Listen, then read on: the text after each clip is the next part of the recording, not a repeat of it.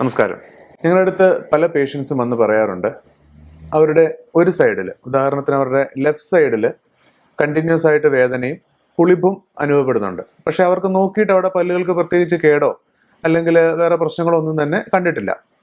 അപ്പോൾ നമ്മൾ അത് ചെക്ക് ചെയ്യുമ്പോൾ പേഷ്യൻ്റെ ലെഫ്റ്റ് സൈഡ് പ്രത്യേകിച്ച് പ്രശ്നമൊന്നും കാണാറില്ല, ഒരു ചെറിയ തേയ്മാനം മാത്രം കാണാറുണ്ട്. പക്ഷേ അതേപോലെ പേഷ്യൻ്റെ ഓപ്പോസിറ്റ് സൈഡ് നമ്മൾ നോക്കുമ്പോൾ, അതായത് റൈറ്റ് സൈഡ് നോക്കുമ്പോൾ പേഷ്യൻ്റ് ഒന്നോ രണ്ടോ അണപ്പല്ലുകൾ ഉണ്ടായിരിക്കില്ല. അവരത് വർഷങ്ങൾക്ക് മുമ്പ് എടുത്ത് മാറ്റിയിട്ടുണ്ടാവും. ചിലപ്പോൾ അവർ അങ്ങനെ ആ പല്ലുകൾ എടുത്ത് മാറ്റിയതിന് ശേഷം പല്ല് വെക്കാതെ, ലെഫ്റ്റ് സൈഡ് പല്ലുകൾ ഉണ്ടല്ലോ അവിടെ ചവയ്ക്കാമല്ലോ എന്ന് ഉദ്ദേശിച്ച് പല്ല് റൈറ്റ് സൈഡിൽ വെക്കാതിരിക്കും. അങ്ങനെ കണ്ടിന്യൂസ് ഒരു സൈഡ് തന്നെ ചവയ്ക്കുമ്പോൾ ആ ഒരു സൈഡിലെ പല്ലുകൾക്ക് തേയ്മാനം സംഭവിക്കുകയും അതിൽ നിന്ന് വേദനയും പുളിപ്പും പല്ലിന് ഇളക്കവും മോണരോഗവും സംഭവിക്കാറുണ്ട്. അപ്പോൾ ഒരു സൈഡിലെ പല്ല് അല്ലെങ്കിൽ ഒരു പല്ല് എടുത്തു കളഞ്ഞാൽ അവിടെ പല്ല് വെക്കേണ്ടതിൻ്റെ ഇമ്പോർട്ടൻസിനെ കുറിച്ചാണ് ഞാൻ പറയുന്നത്. ഇപ്പോൾ നമ്മൾ ഒരു സൈഡിലെ ഒരു അണപ്പല്ല് എടുത്തു മാറ്റുമ്പോൾ അവിടെ എന്തൊക്കെയാണ് സംഭവിക്കുന്നത് എന്നുള്ളത് നമുക്കൊന്ന് എക്സ്പ്ലെയിൻ ചെയ്യാം. ഇപ്പം ഉദാഹരണം നിങ്ങൾ പടത്തിൽ പിക്ചറിൽ കാണുന്നത് പോലെ ഒരു അണപ്പല്ല് എടുത്തു മാറ്റിയ സ്ഥലത്തേക്ക് ആ ഭാഗത്ത് എന്തൊക്കെ മൂവ്മെന്റ്സ് ആണ് സംഭവിക്കുന്നത്. ഒരു അണപ്പല്ല് മിസ്സായ സ്ഥലത്തേക്ക് ആ പല്ലിൻ്റെ തൊട്ട് ഫ്രണ്ടിലും തൊട്ട് പുറകിലുള്ള പല്ലുകൾ ചെരിയാൻ തുടങ്ങും. ആ ചെരിയുന്നതോടുകൂടി അതിൻ്റെ അപ്പുറത്തുള്ള സ്പേസ് ഓപ്പൺ അപ്പ് ആവും. അപ്പോൾ അവിടെ ഭക്ഷണം കഴിക്കുന്ന ഫുഡ് കയറാനും അവിടെ കേടുവരാനുമുള്ള സാധ്യത വളരെ കൂടുതലാണ്. അതേപോലെ തന്നെ ആ അണപ്പല്ല് പോയതിൻ്റെ നേരെ മേളിലുള്ള ഒരു പല്ല് താഴെ പല്ലില്ലാത്തത് കൊണ്ട് താഴേക്ക് പതുക്കെ അനങ്ങി നീങ്ങാൻ സാധ്യതയുണ്ട്. അപ്പോൾ താഴേക്ക് ആ പല്ല് അനങ്ങുന്നതോടുകൂടി മേളത്തെ ആ പല്ലിൻ്റെ അപ്പുറത്തും ഇപ്പുറത്തും ഉള്ള സ്പേസ് ഓപ്പൺ ആകുകയും അവിടെ മോണരോഗം സംഭവിക്കുകയും കേട് ഉണ്ടാകാനും സാധ്യത വളരെ കൂടുതലാണ്. അപ്പോൾ നമ്മൾ ഒരു പല്ല് എടുത്ത് മാറ്റി കഴിഞ്ഞിട്ട് ആ എടുത്ത് മാറ്റിയ സ്ഥലത്തെ മോണ ഒന്ന് ഉരുണ്ടു വരാൻ ഏകദേശം 2, 3 അല്ലെങ്കിൽ 4 ആഴ്ച വരെ സമയമെടുക്കും. അപ്പോൾ ഏകദേശം 1 മാസം കഴിയുമ്പോൾ അവിടെ നമുക്ക് പല്ല് വെച്ച് പിടിപ്പിക്കാവുന്നതാണ്. ഇനി എങ്ങനെയൊക്കെ നമുക്ക് പല്ല് വെക്കാൻ സാധിക്കും? അതായത് ഒന്നുകിൽ നമുക്ക് ഫിക്സഡ് ആയിട്ട് അല്ലെങ്കിൽ ഊരി വെക്കുന്ന രീതിയിൽ പല്ല് നമുക്ക് വെക്കാൻ സാധിക്കും. അപ്പോൾ ഊരി വെക്കുന്ന രീതിയിൽ പല്ല് വെക്കുക എന്ന് ഉദ്ദേശിച്ചാൽ പേഷ്യൻറ്റിന് സ്വയം ആ പല്ല് വായിൽ നിന്ന് എടുത്ത് മാറ്റാനും തിരിച്ചു വെക്കാനും സാധിക്കുന്ന പല്ലുകളായിരിക്കും. ഫിക്സഡ് ആയിട്ടുള്ള പല്ലുകൾ എന്ന് ഉദ്ദേശിക്കുന്നത് നമ്മൾ അപ്പുറത്തെയോ ഇപ്പുറത്തെയോ അല്ലെങ്കിൽ മോണയിലോ ഉറപ്പിച്ച് വെക്കുന്ന പല്ലുകളായിരിക്കും. അത് പേഷ്യൻറ്റിന് എടുത്തു മാറ്റാൻ പറ്റുന്നതല്ല, അതല്ലെങ്കിൽ എടുത്തു മാറ്റേണ്ട ആവശ്യം വരുന്നില്ല. ഉറച്ച പല്ലുകളായിരിക്കും അത്. ആദ്യമായി നമുക്ക് ഫിക്സഡ് ആയിട്ട് എങ്ങനെയൊക്കെയാണ് പല്ല് വെക്കുന്നതിനെ പറ്റി എക്സ്പ്ലെയിൻ ചെയ്യാം. ഏറ്റവും കോമൺ ആയിട്ട് ചെയ്തു വരുന്ന രീതിയാണ് ക്രൗൺ ആൻഡ് ബ്രിഡ്ജ് എന്ന് പറഞ്ഞ ഫിക്സഡ് ആയിട്ട് പല്ല് വെക്കുന്ന രീതി. അതായത് പാലം പണിയ എന്ന് പച്ച മലയാളത്തിൽ പറയാം. ഒരു പല്ലില്ലാത്ത സ്ഥലത്തിൻ്റെ തൊട്ട് പുറകിലത്തെയോ തൊട്ട് മുൻവശത്തെയോ പല്ലിലേക്ക് നമ്മൾ ക്യാപ്പാണ് ഇടുന്നത്. അതായത് തൊട്ട് പുറകിലത്തെയും മുൻവശത്തെയും പല്ല് നമ്മളൊന്ന് ഷേപ്പ് ചെയ്ത് ചെറുതാക്കും.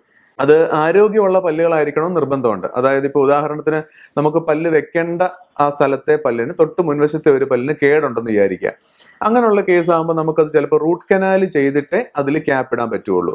കേടോ പ്രശ്നമോ ഇല്ലാത്ത അല്ലെങ്കിൽ ആരോഗ്യമുള്ള ഒരു പല്ലാണെങ്കിൽ റൂട്ട് കനാൽ ചെയ്യാതെ തന്നെ നമുക്ക് ഈ ക്യാപ്പ് ഇട്ട് ബ്രിഡ്ജ് ചെയ്യാവുന്നതാണ്. അപ്പോൾ നമ്മൾ തൊട്ട് ഫ്രണ്ടിലത്തെയും പുറകിലത്തെയും പല്ലുകളൊന്ന് ഷേപ്പ് ചെയ്തിട്ട് അതിൻ്റെ അളവെടുത്ത് നമ്മൾ ലാബിലേക്ക് കൊടുക്കും. ഈ ഷേപ്പ് ചെയ്യുന്ന സമയത്ത് ചില കേസുകളിൽ നമ്മൾ മരവിപ്പിക്കാറുണ്ട്, ചില കേസിൽ മരവിപ്പിക്കാതെയും ചെയ്യാറുണ്ട്. അത് ഓരോ കേസ് അനുസരിച്ച് വ്യത്യാസം വരും. അപ്പോൾ മരവിപ്പിച്ച് ഷേപ്പ് ചെയ്ത് നമ്മൾ അളവെടുത്ത് ലാബിലേക്ക് കൊടുക്കും. അപ്പോൾ ലാബിൽ നിന്ന് അവർ ആ ബ്രിഡ്ജ് എന്ന് പറഞ്ഞ സാധനം അളവിൽ ഉണ്ടാക്കി തരും. അപ്പോൾ ആ പേഷ്യൻറ്റിൽ വന്നിട്ട് അത് തിരിച്ച് ഫിക്സ് ചെയ്ത് നമ്മുടെ ഡെന്റൽ സിമെന്റ് വെച്ച് ഫിക്സ് ചെയ്ത് ഉറപ്പിക്കുകയാണ് ചെയ്യുന്നത്. രണ്ടാമത്തെ രീതി എന്ന് ഉദ്ദേശിക്കുന്നത് ഡെന്റൽ ഇംപ്ലാന്റ്സ് എന്നാണ്. ഡെന്റൽ ഇംപ്ലാന്റ്സ് ഉദ്ദേശിക്കുന്നത് ചെറിയ ടൈറ്റാനിയം സ്ക്രൂ ആണ് ഡെന്റൽ ഇംപ്ലാന്റ്സ് എന്ന പേരുകൊണ്ട് ഉദ്ദേശിക്കുന്നത്. പല്ലില്ലാത്ത മോണയിലേക്ക് പല്ലെടുക്കാൻ ഉപയോഗിക്കുന്ന അതേ മരവിപ്പിക്കൽ നമ്മൾ ചെയ്യും. ആ മരവിപ്പിൽ നമ്മൾ ആ മോണയിലേക്ക് അല്ലെങ്കിൽ ആ എല്ലിലേക്ക് ഈ ടൈറ്റാനിയം സ്ക്രൂ ഇറക്കി വെക്കും. അതിനുശേഷം ആ മോണ നമ്മൾ ക്ലോസ് ചെയ്ത് വെക്കും. ചില ഇംപ്ലാന്റ്സിന് 1.5 മാസം നമ്മൾ വെയിറ്റ് ചെയ്യേണ്ടി വരും, ചില ഇംപ്ലാന്റ്സിന് 2 മാസം വരെ നമ്മൾ വെയിറ്റ് ചെയ്യേണ്ടി വരും. ഓരോ പേഷ്യൻറ്റിൻ്റെ എല്ലിൻ്റെ കട്ടിയും അല്ലെങ്കിൽ ഏത് പല്ലാണ് നമ്മൾ റീപ്ലേസ് ചെയ്യാൻ ഉദ്ദേശിക്കുന്നത് അനുസരിച്ച് ഓരോ രീതിയിലായിരിക്കും നമ്മൾ ആ ഇംപ്ലാന്റിന് സമയം കൊടുക്കുന്നത്. അപ്പോൾ ചില പേഷ്യൻസിന് 1.5 മാസം വരെ സമയം കൊടുത്തതിന് ശേഷം ആ എല്ലും ഇംപ്ലാന്റും ഉറച്ചതിന് ശേഷം നമ്മൾ വീണ്ടും ആ ഇംപ്ലാന്റിന്റെ തലഭാഗത്ത് ചെറിയൊരു തൂണ് പോലെ പിടിപ്പിച്ചിട്ട് അതിൻ്റെ അളവെടുത്ത് നമ്മൾ ലാബിൽ കൊടുക്കും. ആ അളവിൽ ലാബുകാർ നമുക്കൊരു ക്യാപ്പ് അല്ലെങ്കിൽ ക്രൗൺ ഉണ്ടാക്കി തരും. അത് നമ്മൾ ഈ ഇംപ്ലാന്റിന്റെ പുറത്തേക്ക് പിടിപ്പിക്കുകയാണ് ചെയ്യുന്നത്. ഈ ഇംപ്ലാന്റിന്റെ പുറത്ത് ക്യാപ്പ് പിടിപ്പിക്കുന്നതും പല രീതിയുണ്ട്. ചില ടൈപ്പ് സ്ക്രൂ ചെയ്ത് ചെയ്യുന്നതുണ്ട്, ചിലത് ഡെന്റൽ സിമെന്റ് വെച്ച് ഫിക്സ് ചെയ്ത് വെക്കുന്നതുണ്ട്.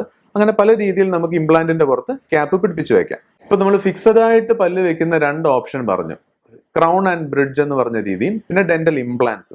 ഇതിന്റെ രണ്ടിന്റെയും തമ്മിൽ ചെറിയൊരു കമ്പാരിസൺ പറയാം. ഇപ്പം ക്രൗൺ ആൻഡ് ബ്രിഡ്ജ് എന്ന് ഉദ്ദേശിക്കുന്നത് അപ്പുറത്തെയോ ഇപ്പുറത്തെയോ പല്ലുകളെ ഡിപ്പെൻഡ് ചെയ്തിട്ടാണ് ഇരിക്കുന്നത്. ഇംപ്ലാന്റ്, ഡെന്റൽ ഇംപ്ലാന്റ് എന്ന് പറഞ്ഞ രീതി അപ്പുറത്തും ഇപ്പുറത്തും പല്ലിന് എന്തൊക്കെ പ്രശ്നം ഉണ്ടെങ്കിലും അല്ലെങ്കിൽ ഒരു പ്രശ്നം ഇല്ലെങ്കിലും തന്നെ നേരെ പല്ലില്ലാത്ത ഭാഗത്തേക്ക് മാത്രമായിട്ട് നമുക്ക് ഉറപ്പിച്ചു വെക്കാൻ സാധിക്കും. അതായത് ഇംപ്ലാന്റ്സിന് തൊട്ടടുത്തുള്ള പല്ലുകളെ ഡിപ്പെൻഡ് ചെയ്യേണ്ട ആവശ്യമേ വരുന്നില്ല. അതുകൊണ്ട് തന്നെ വേറെ പല്ലുകൾ ഇല്ലെങ്കിലും ഒരു പല്ലായിട്ട് മാത്രം, അല്ലെങ്കിൽ നമുക്ക് ഒരു മോണയുടെ ഭാഗത്ത് ഒരു പല്ല് മാത്രമായിട്ട് നമുക്ക് അവിടെ വെക്കാൻ സാധിക്കും. ഇനി നമുക്ക് ഊരി വെക്കുന്ന ആർട്ടിഫിഷ്യൽ പല്ലുകളെ പറ്റി പറയാം. ഊരി വെക്കുന്ന പല്ലുകൾ എന്ന് ഉദ്ദേശിക്കുന്നത് സാധാരണഗതിയിൽ പ്ലേറ്റും പല്ലും വരുന്നതാണ്. നമ്മൾ വായിലെ പല്ലിനോട് ഫിക്സ് ചെയ്ത് വെക്കുന്ന രീതി അല്ലാതെ അത് പേഷ്യന്റിന് സ്വയം വായിൽ നിന്ന് ഊരുകയും തിരിച്ചു വെക്കുകയും ചെയ്യാൻ പറ്റുന്ന പല്ലുകളാണ്. സാധാരണഗതിയിൽ എങ്ങനെയുള്ള പല്ലുകൾ രാത്രിയിൽ കിടക്കുന്നതിന് മുമ്പായിട്ട് വായിൽ നിന്ന് ഊരി വെക്കാൻ നമ്മൾ അഡ്വൈസ് ചെയ്യാറുണ്ട്. ഇപ്പൊ ചില പേഷ്യൻസ് ചോദിക്കാറുണ്ട്, രാത്രി ഉറക്കത്തിൽ ഇത് വിഴുങ്ങിപ്പോകുന്ന പേടി കൊണ്ടാണോ ഡോക്ടറെ ഊരി വെക്കാൻ പറയുന്നത് ചോദിക്കാറുണ്ട്. അതുകൊണ്ടല്ല. ഈ ഊരി വെക്കുന്ന പല്ലുകൾ കൂടുതലും മോണയിൽ അമങ്ങി നിൽക്കുന്ന പല്ലുകളായിരിക്കും. അപ്പോൾ മോണയിൽ അമങ്ങി നിൽക്കുമ്പോൾ രക്തയോട്ടം അത്രയും സമയം ആ മോണയ്ക്ക് ഫുള്ളായിട്ട് കിട്ടില്ല. അപ്പോൾ രാത്രി ഊരി വെക്കുന്ന സമയത്ത് മോണയ്ക്ക് കുറച്ചുകൂടി രക്തയോട്ടം കിട്ടുകയും അത് മോണയുടെ ആരോഗ്യത്തിന് നല്ലതാണ്. അതുകൊണ്ടാണ് നമ്മൾ രാത്രി ഊരി വെക്കാൻ ആവശ്യപ്പെടുന്നത്. ഇപ്പോൾ ഊരി വെക്കുന്ന പല്ലുകൾ പല ടൈപ്പ് വരുന്നുണ്ട്. ഇപ്പം ഒരു സിംഗിൾ ഒറ്റ പല്ലായിട്ട് തന്നെ നമുക്ക് ഊരി വെക്കുന്ന രീതിയിൽ പല്ല് വെക്കാം. 2 പല്ല് വേണേൽ വെക്കാം. 3, 4, 5, 6 പല്ലുകൾ വേണേൽ വെക്കാം. പിന്നെ എല്ലാവർക്കും അറിയാവുന്നതുപോലെ ഫുൾ സെറ്റ്, പല്ലില്ലാതെ ഒറ്റ പല്ല് പോലും ഇല്ലാത്ത പ്രായമുള്ള ആൾക്കാർ ഫുൾ സെറ്റ് മേളിലും താഴെയും ഉപയോഗിക്കാറുണ്ട്. അതും ഊരി വെക്കുന്ന പല്ലിൽ തന്നെ പെടുന്നതാണ്. പിന്നെ ഊരി വെക്കുന്ന പല്ലുകൾ വേറെ ടൈപ്പ് വരുന്നത് എങ്ങനെയാണെന്ന് വെച്ചാൽ കമ്പിയും പ്ലേറ്റും ഉള്ള ടൈപ്പാണ് കോമൺ ആയിട്ട് വരുന്നത്. അതിൽ തന്നെ കമ്പി ഉപയോഗിക്കാതെ പ്ലേറ്റ് മാത്രം വരുന്ന പല്ലുകളും ഉണ്ട്. അതിൽ തന്നെ ഫ്ലെക്സിബിൾ ആയിട്ടുള്ള പ്ലേറ്റ് വരുന്ന പല്ലുകളും ഉണ്ട്. ഇനി ഇതൊന്നും കൂടാതെ തന്നെ മെറ്റലിന്റെ പ്ലേറ്റ് വരുന്ന പല്ലുകളും ഉണ്ട്. അപ്പോൾ അങ്ങനെ പല രീതിയിലുള്ള ഊരി വെക്കുന്ന ടൈപ്പ് പല്ലുകളുണ്ട്. ഇനി ഇതൊന്നും കൂടാണ്ട് വേറൊരു ടൈപ്പ് ഉള്ളത് ഒരു ഫിക്സഡ് റിമൂവബിൾ എന്ന് ഞങ്ങൾ പറയും. അതായത് അതിന്റെ ഒരു ഭാഗം പല്ലിൽ, നമ്മുടെ വായിലുള്ള നല്ല പല്ലിലേക്ക് ഉറപ്പിച്ചു വെക്കുകയും മറ്റൊരു ഭാഗം നമുക്ക് എടുക്കുകയും ചെയ്യാൻ പറ്റുന്ന രീതിയിലുള്ളതായിരിക്കും. അതിന്റെ ഒരു ഗുണം എന്താന്ന് വെച്ചാൽ അത് സാധാരണ ഊരി വെക്കുന്ന പല്ലുകളെ പോലെ അനങ്ങുന്ന ഒരു കേസ് ഉണ്ടാവില്ല. കുറച്ചുകൂടെ ഉറച്ചു നിൽക്കും നമ്മുടെ വായിൽ. ഇപ്പൊ നമ്മൾ ഊരി വെക്കുന്ന രീതിയും ഫിക്സഡ് ആയിട്ടുള്ള രീതിയിലുള്ള പല്ല് വെക്കുന്നതിനെ പറ്റി സംസാരിച്ചു. അതിൽ ഊരി വെക്കുന്നത് പേഷ്യൻസിന് കുറച്ചുകൂടെ ബുദ്ധിമുട്ടുള്ളതായിട്ടാണ് ഇത്രയും നാളത്തെ ഫീഡ്ബാക്കിൽ നിന്ന് മനസ്സിലാവുന്നത്. ഫിക്സഡ് എന്നുള്ളത് കുറച്ചുകൂടെ കംഫർട്ടബിൾ ആണ് പേഷ്യന്റിന്. ഊരി വെക്കുന്നത് രാത്രി ഊരി വെക്കണം. യങ് ഏജിലുള്ള പേഷ്യൻസിനൊക്കെ ഊരി വെക്കുന്ന രീതിയിലുള്ള പല്ല് വെക്കുന്നത് വളരെ ബുദ്ധിമുട്ടുണ്ടാക്കാറുണ്ട്. യാത്ര ചെയ്യുമ്പോൾ അത് കൊണ്ടു നടക്കാൻ ബുദ്ധിമുട്ടാണ്. ഫിക്സഡ് ആണെങ്കിൽ അങ്ങനത്തെ ബുദ്ധിമുട്ടുകളൊന്നും ഉണ്ടാവുന്നില്ല. നമ്മൾ വായിൽ അവിടെ തന്നെ ഉറച്ചിരുന്നോളും. ഊരേണ്ട ആവശ്യമൊന്നും തന്നെ വരുന്നില്ല. പിന്നെ നമ്മൾ പല്ല് വെക്കേണ്ടതിന്റെ ആവശ്യകതയെ പറ്റി ഞാൻ സംസാരിച്ചു.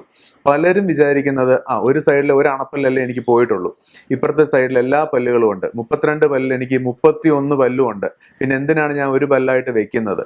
പക്ഷേ 1, 2, 3 വർഷം കഴിയുമ്പോൾ അതേ പേഷ്യൻസ് തന്നെ വന്ന് പറയാറുണ്ട്, എനിക്കോ ഒരു പല്ല് നഷ്ടപ്പെട്ടതിൽ പിന്നെ ഇപ്പുറത്തെ സൈഡ് തന്നെ ചവച്ചിട്ട് ഇപ്പുറത്തെ ഒരു പല്ല് പ്രശ്നമായി.